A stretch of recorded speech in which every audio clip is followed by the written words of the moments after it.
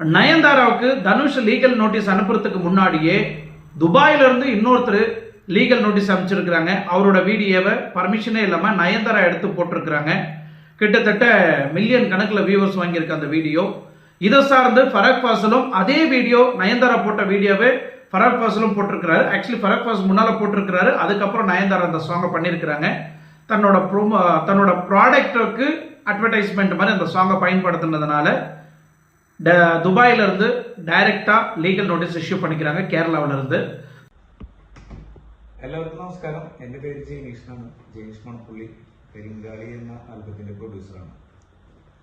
ഇപ്പൊ ഒരു വിഷയം നടക്കുന്നുണ്ടല്ലോ, ധനുഷ് ആൻഡ് നയൻതാര ഒരു കോപ്പിറൈറ്റ് സംബന്ധിച്ചൊരു വിഷയം. കളിതുള്ളിയ കാളിതൻ കാലിൽ തങ്കപ്പൊൻ சிலம்பு. கேரளாவில இருந்து கோர்ட் மூலியமா அவங்களுக்கு லீகல் நோட்டீஸ் இஷ்யூ ஆயிருக்கு. அந்த சாங்கை